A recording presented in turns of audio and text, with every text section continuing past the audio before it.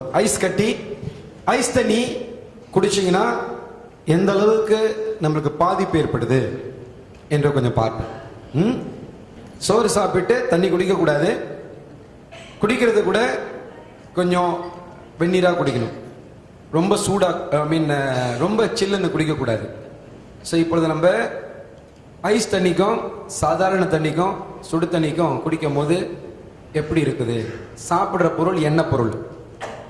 So அந்த எண்ணெய் பொருள் சாப்பிட்ட பிறகு நீங்கள் ஐஸ் தண்ணி குடிச்சிங்கன்னா என்ன ஆகும் என்று பார்ப்போமே.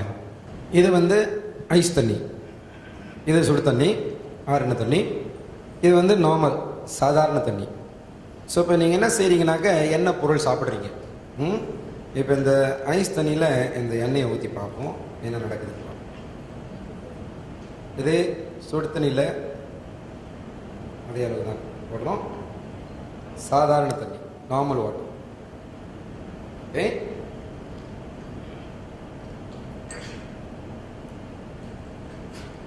இது ஐஸ் தண்ணி.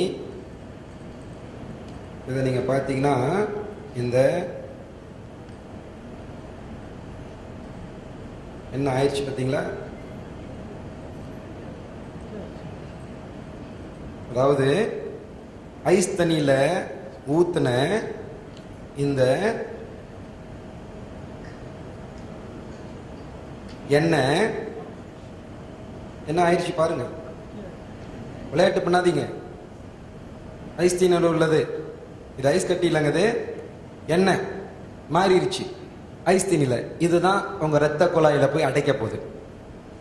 ஒரு நாள் 2 நாள் அல்ல, 10 வருஷம் 20 வருஷம் 30 வருஷம் ஐஸ் தண்ணி குடிச்சுக்கிட்டு இருக்கீங்க சாப்பிட்டு. என்ன பொருள் என்ன ஆயிடுச்சு பாருங்க. எப்படி ஆயிடுச்சு பாருங்க. என்ன பாருங்க என்ன ஆயிடுச்சு. ஐஸ் கட்டி. இது சுடு தண்ணி. அப்படி ஒன்றும் ஆகலை.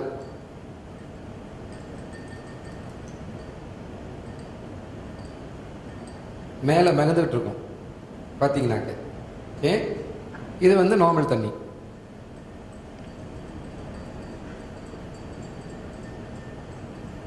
இது நார்மலாக நீங்கள் பார்த்தீங்கன்னாக்க இது கொஞ்சம் இதுவாக இருக்குது. ஏன்னா அதில் ரொம்ப முக்கியமாக நீங்கள் பார்க்கக்கூடியது என்னன்னு கேட்டிங்கன்னா பாருங்கள், இன்னும் போக போக போக போக என்ன ஆயிடுச்சு பாருங்களேன்.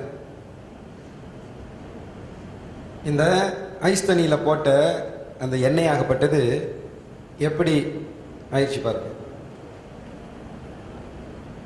ஸோ இது உங்கள் இரத்த குழாயில் போய் அடைச்சிக்கிச்சுனாக்க என்ன ஆகும்? இது கொஞ்சம் தான் பார்க்குறீங்க. இது 1 நாள் 2 நாள் எவ்வளோ நாளைக்கு நீங்கள் இந்த மாதிரி ஐஸ் தண்ணிலாம் நீங்கள் குடிச்சிருப்பீங்க.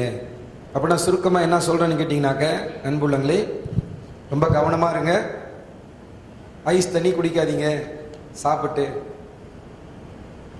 ஓகே, ஸோ இது என்ன ஆகும்னு கேட்டிங்கனாக்க உங்கள் ரத்த குழாயில் கொஞ்சம் கொஞ்சமாக அடைக்க கடைசியில் தவறாக சொல்ல ஹார்ட் ப்ராப்ளம் வரும்.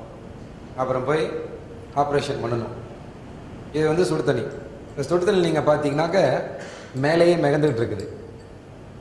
இது ஒன்றுமே ஆகலை, மேலே தான் மிதக்குது.